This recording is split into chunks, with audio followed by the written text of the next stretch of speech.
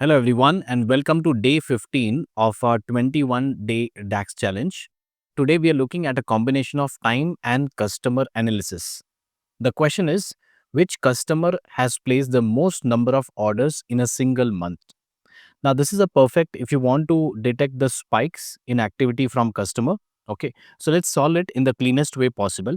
Okay, the business need. Why do we need this example here? Suppose we are grouping by month and customer. Okay, we are trying to group the data by month and customer. So we want to count how many orders each customer placed each month and then returning the customer with the highest single month order count. Okay, so we want to find out the answer with the help of the DAX function. Let's try to write it. We'll break this function into 5 steps. Okay, the first step, let's try to write a measure over here. I'll try to increase the size. The name of this particular measure can be, let's say, top monthly customer, and we'll write a function which is used to build a virtual table with customer ID, year, month, and order count. We'll define a variable t as a virtual table, and then we can write here, let's say, add column, a function also used to create a table. So after the add columns, we'll type here as select columns and then open the bracket, alt enter. We'll select the column from the orders table. Okay, which data do we want? We want the customer ID as a new column name, and definitely we'll pick up from customer ID. So from the orders table, we want customer ID and the new column name is customer ID. Okay, that's one thing. The next one, we also want the data as year month. The new column name should be as year month.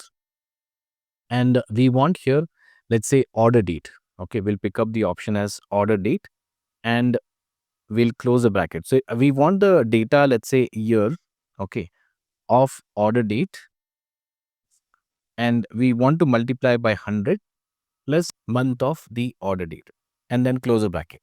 So this will give us the year of that order date multiplied by 100 and then plus. For example, if we have, let's say, 1996. Okay, so 1996 will be the year. If you multiply by 100, it will become 199600. And then we are trying to add that month. So the month will be 2-digit number. So we are trying to append or first multiply, then add. That's the actual total we are trying to do with that particular output here. Now, finally, after doing this, what we want here is a new column here, which is order count. Okay, we'll write here as order count, and then we want here calculate, which is just counting the rows. Okay, we'll get the option of counting rows from the orders table. Okay, that's the option here.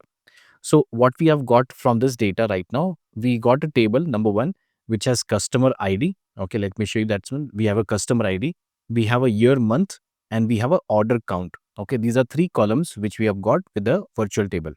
Now this order count will be just counting the rows from the orders table. Okay, that's important here. And then we can just close a bracket.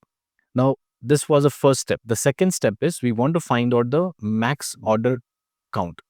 So we'll define a variable. Let me take it back. We'll define a variable which will say as max orders, maximum order count, which will be use the function that is max, and we can put here t for virtual table, and the order count. What is order count? Order count is that this new function or this new column which is created, a measure, and we are trying to find out the max order count from here. Now, the step 3 would be we'll filter the rows with the highest count. Okay, how do we filter the rows with the highest count? We'll write here as variable as top row, and then we can write here filter function. The filter function, we want to apply filter on the table, which is virtual table, and here we want on the order count, which is equal to the max count. Okay, the max orders which is given here. So this will give us the data, okay, only that data which is equal to the max orders over there. Okay. Now, after we get, what should we get out of this? We want the customer ID. Okay. Now we'll extract the customer ID, which is step number 4. So here we define as variable as cust ID. Okay. Equals to, again, we want max, and then we will find out the top row. Okay. This would be the top row. And then we want here customer ID. So customer ID will be the measure, the column name which is created here. So once we get this data from this table, we want to find out the customer ID only.